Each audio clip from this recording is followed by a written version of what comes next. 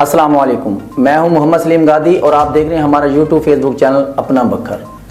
आइए चलते हैं अहम खबर की तरफ। एंटी करप्शन के बाद मलिक ज़नफ़र छीना के लिए एक और खतरे की घंटी बज गई, नई मुश्किल में फंस गए। मलिक ज़नफ़र आबाद छीना के फ्रंटमैन अलियास हुसैन मम्मड़ और इसहाक हुसैन मम्मड़ की कंपनी अलायंस एनर्जी पर पाबंदी, गैर कानूनी फरोख्त, खरीदारी और तरसील में मुलव्वस होने का इल्ज़ाम, अमेरिका की पाकिस्तानी इदारों से तहकीकात और ज़रूरी कार्रवाई की दरख्वास्त। फार्म फंडिंग केस के बाद साबिक़ हुक्मरान जमात तहरीक इंसाफ नई मुश्किल में फंस गई। पार्टी और उसके सरकर्दा रहनुमाओं की इंतखाबी सरगर्मियों में माली मुआवनत करने वाले मलिक ज़नफ़र आबाद छीना के फ्रंटमैन अलियास हुसैन मम्मड़ और इसहाक हुसैन मम्मड़ की कंपनी अलायंस एनर्जी पर गैर कानूनी और नापसंदीदा सरगर्मी में मुलव्वस होने पर अमेरिका ने पाबंदी आयद करते हुए पाकिस्तानी इदारों से तहकीकात और जरूरी कार्रवाई की दरख्वास्त की है। वाज़ेह है कि गुज़िश्ता दिनों अमेरिकी हुकूमत के ऑफिस फॉरेन एसेट्स कंट्रोल की तरफ से एक पाकिस्तानी कंपनी अलायंस एनर्जी समेत दीगर चंद आलमी कंपनियों पर मशकूक सरगर्मियों में मुलव्वस होने की बिना पर पाबंदी आयद की गई थी। पाकिस्तानी कंपनी पर ईरानी पेट्रोकेमिकल मसनूआत की गैर कानूनी फरोख्त, खरीदारी और तरसील में मुलव्वस होने का इल्जाम है। चूंकि इन संगीन पाबंदियों का इतलाक कंपनी के अलावा इसे माली मुआवनत फराहम करने या माली मुआवनत से मुस्तफीद होने वाले इदारों और अशखास पर भी होता है।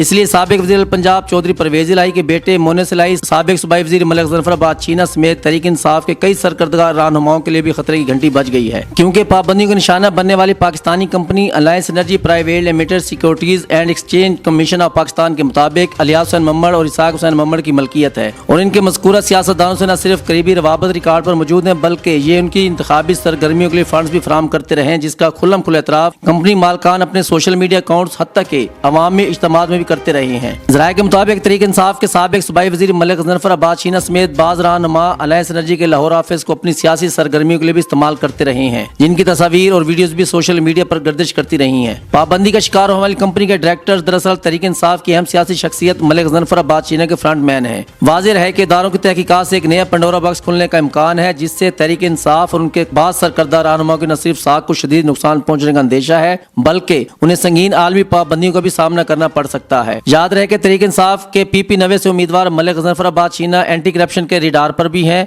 एक इंक्वायरी का सामना कर रहे हैं, 2 से 3 पेशियां भी भुगत चुके हैं। अब तक के लिए इतना ही, तो देखते रहिए अपना बखर।